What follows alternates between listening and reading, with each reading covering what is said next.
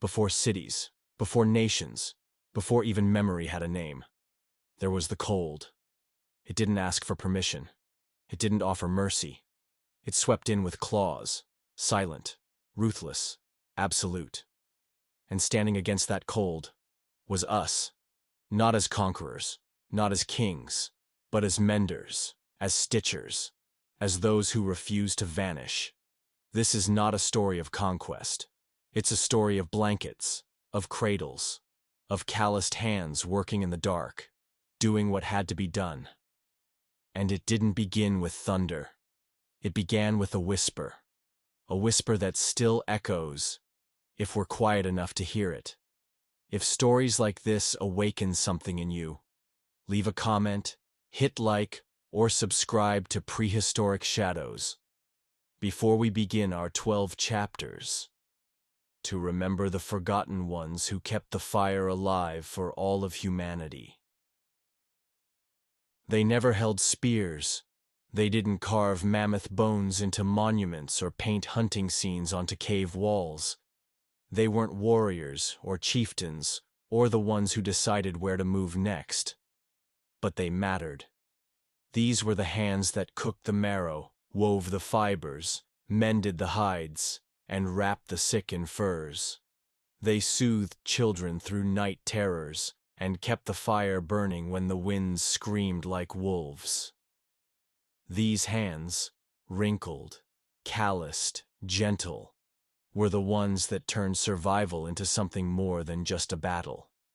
In the stories of Ice Age endurance, it's easy to glorify the hunters, the explorers, the fire makers. But in truth, the world was kept warm not by conquest, but by care. The unsung ones stitched the coats, dried the meat, healed the wounds, and passed down memory not through words, but through hands-on lessons repeated day after day. They worked in silence, often in shadow. And yet, without them, the strong would have perished. They didn't lead the tribe, but they held it together. History tends to remember the loudest voices, the boldest acts. But the truth, it was the quiet labor, the hidden work, the forgotten hands that saved us from extinction, and maybe still do. They were small, fragile, often overlooked. But in the darkest winters of the Ice Age, it was the children who carried more than just their own future. They were memory in motion. In games, they mimicked the adults, pretending to hunt, to cook, to care. But behind their laughter was something more. Rehearsal, training. The passing of knowledge not through lectures, but through play. They listened when no one thought they were. They watched how to tie sinew, how to start a fire with flint and breath, how to hear the warning crack of thin ice before it gave way. And when elders grew quiet, when warriors didn't return, children became the keepers of what remained. It wasn't just survival they inherited. It was the culture, the stories, the rituals. Even in frost-bitten caves, you'd find small carvings etched by tiny fingers. Symbols, lines, songs without sound. They weren't decoration, they were practice, legacy in its earliest form. Some of them didn't live long, but those who did became bridges between the old world and the next. We think of children as needing protection, and they do. But back then, they also protected us from forgetting.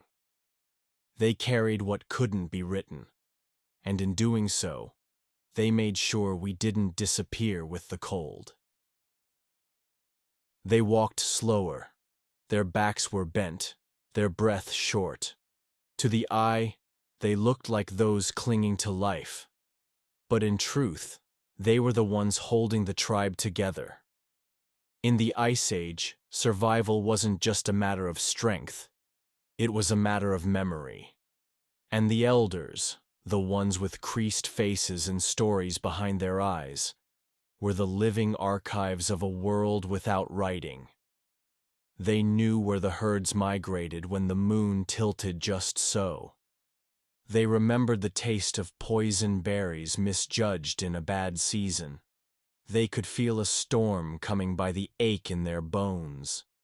Their value wasn't in what they could lift, but in what they could recall. Young hunters might chase the mammoth, but only the old knew where the ice cracks lay hidden, or when the wind would shift to bring the scent of wolves. A single mistake out there meant death.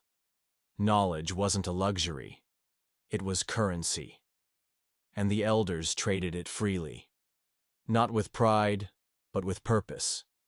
They taught not in lectures, but in pauses, in warnings muttered near the fire, in stories told with one eye half closed, not just for entertainment, but to encode lessons in memory. They weren't burdens. They were guides, compasses carved by time. And when they finally lay down to rest, bones cold, eyes closed, it wasn't the end of a life. It was the closing of a book, one that, if not carefully passed down, would be lost in the snow forever. To us, fire is simple. A flick of a lighter, a push of a button. But to them, it was a living thing. A spirit to be coaxed, not commanded. In the frozen nights of the Ice Age, fire wasn't just warmth. It was survival. Light. Protection. A heartbeat for the cold, buried world. And not everyone could call it to life. There were those, quiet, patient, who understood fire like a language. They read the grain of bark, the mood of wind, the silence before a spark caught. They didn't just make fire, they crafted it, controlled its shape, softened its smoke, hid its glow when danger crept nearby. These were not brutes. They were technicians of heat, engineers of flame. They layered wood like recipes, dry moss beneath shaved birch, pine resin to catch, split twigs angled like prayer hands. A single ember, breathed into being, became warmth for a dozen lives. But their genius didn't stop at survival. They used fire to bend bone, to harden tools, to melt animal fat into lamp oil. They experimented, adapted, innovated.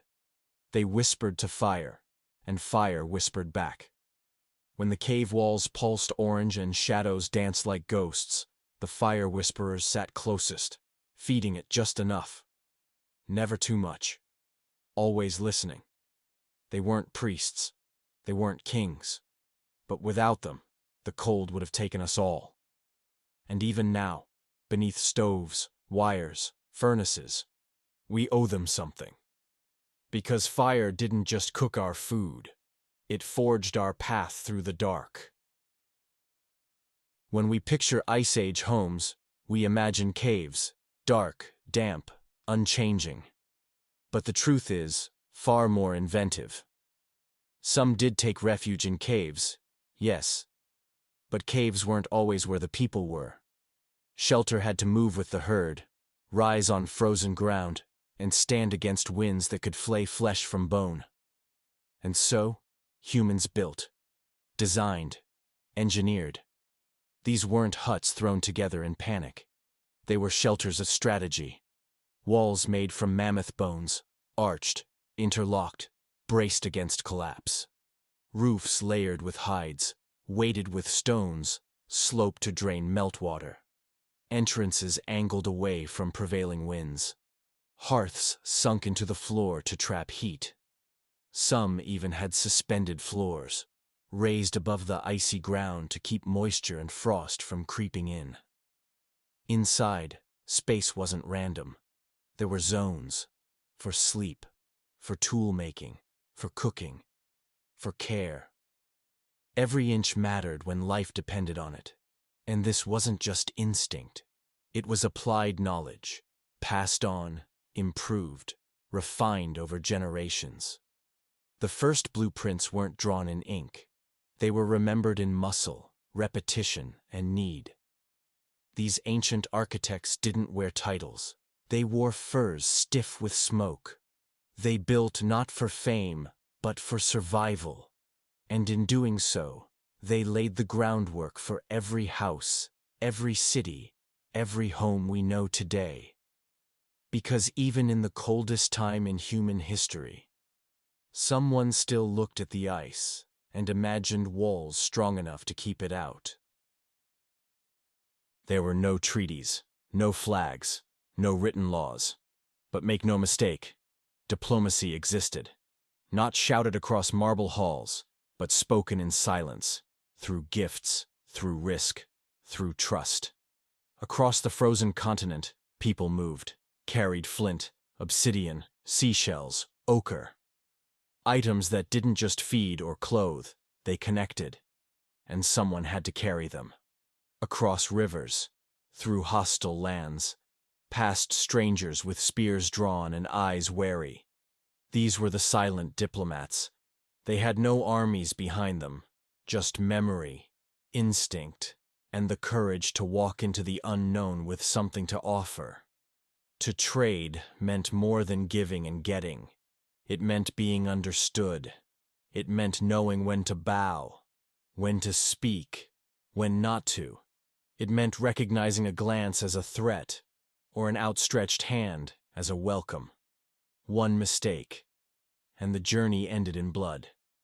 But when it worked, a tool forged in the Caucasus ended up in northern Europe. A Baltic amber bead made its way to the Black Sea. A spondylus shell crossed mountains, passed hand to hand, worn like a passport by those who'd earned the right to wear it. These weren't merchants as we know them. They were bridges, walk-in packs, human agreements moving through ice and fear. Every step they took helped stitch together a continent, not with words, but with will. In a world before borders, they proved that survival didn't require conquest. Sometimes, it simply required the courage to reach out and not pull back. They didn't carry spears or lead the hunts, but every life that made it through the Ice Age began with them, and often was saved by them. They were mothers, but not just of children, of ideas, of breakthroughs, of quiet revolutions that no one carved onto cave walls. In the depths of winter, while the world cracked under cold, they layered fur not just for warmth, but for movement, for breathing, for skin too tender to touch ice. They mixed herbs into broth to soothe fevered brows, chewed roots to soften them for the toothless, stored milk in dried bladders, wrapped infants to skin for shared warmth. They didn't just survive. They studied, tested, tried. Not with theory, but with instinct honed by risk. A sick child didn't give them weeks to ponder. A mistake meant death. And so, they became early scientists, measuring without numbers, calculating without charts. They knew which plants calmed pain, which mosses absorbed blood, how to swaddle a newborn to mimic the womb, how to bury a stillborn without breaking. They healed with hands that had no gloves, birthed with no midwives, fed tribes with no certainty of tomorrow. And they passed it all on, mother to daughter, grandmother to niece, not in lectures, but in daily acts, repeated, remembered, respected. When we think of innovation, we picture tools, weapons, great leaps, but in truth, it was often a whisper, a cradle, a cup, a remedy, a woman in the shadows, keeping humanity alive one heartbeat at a time. They didn't leave behind tools, no weapons, no grand bones stacked in the snow. What they left behind was harder to see, but far more lasting. They were the ones who remembered the songs, the rhythms, the stories whispered by firelight when the hunt had failed and the wind howled outside like a god in mourning. We call them storytellers, artists. But they were more than that. They were architects of identity. Because without story, there is no us.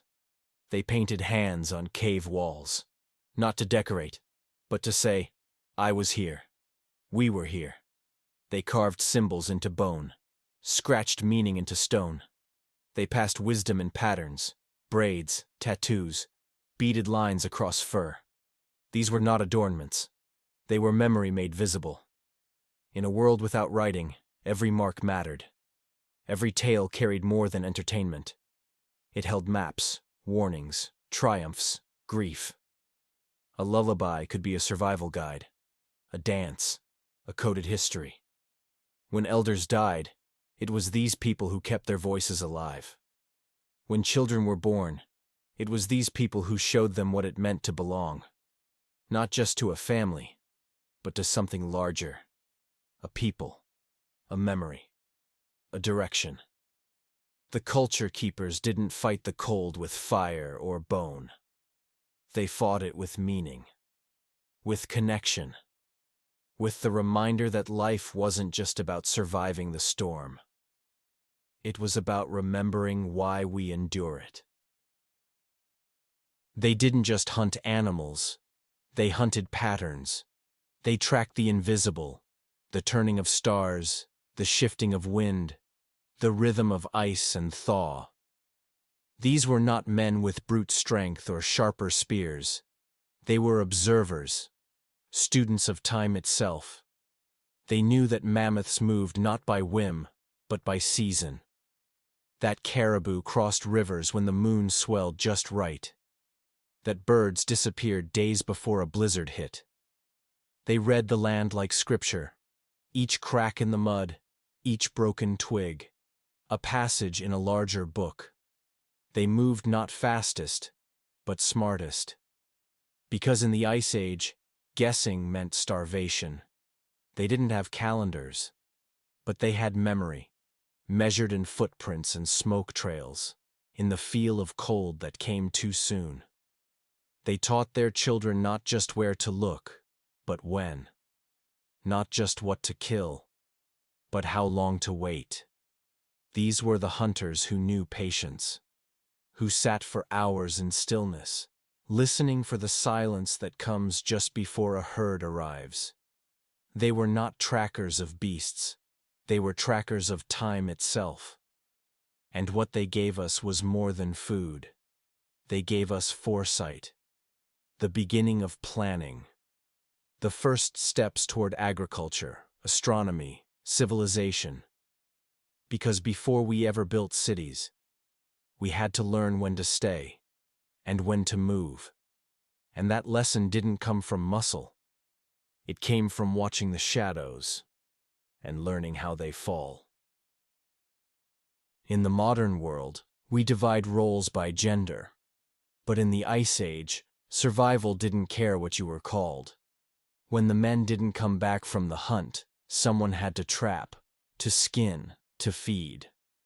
When a mother fell ill, someone else, father, sister, elder, took the infant to their chest and kept it warm with borrowed body heat. Out there, under the weight of snow and silence, roles didn't break. They bent, and in that bending, humanity adapted. What mattered wasn't who should do the work. What mattered was who could. And so, boundaries blurred. There is evidence of women buried with spears, tools worn, not ceremonial. Men found alongside children's toys, caregivers, not just hunters. Communities that worked because everyone did what was needed, not what was expected. This wasn't equality as an ideal. It was equality as a necessity. Fluidity not born of theory, but of firewood needing to be gathered before nightfall. In that world, strength wasn't masculine. Nurture wasn't feminine. Both were human, and both were required. The cold didn't ask what you believed. It only asked, can you help us live through this? And if you could, you mattered. Maybe we think we've come far, but in many ways, the Ice Age was ahead of us. Because when everything is on the line, it's not your role that defines you. It's your response. History remembers the sharp things: blades, spears, traps. But what truly kept us alive in the Ice Age was softness. A strip of fur, stitched just right, became a glove that saved fingers. Grass woven into sandals kept frostbite from crawling up bare feet. A pouch made from bladder carried water across frozen valleys where rivers had turned to stone. These weren't weapons. They were tools of care. And they were everywhere. Tailored layers wrapped tight to trap heat, with gaps small enough to stop the wind but wide enough to breathe. Lichen packed into wounds, milk stored in hollowed bone, fire carried in slow-burning embers wrapped in moss, so the next camp didn't start from nothing.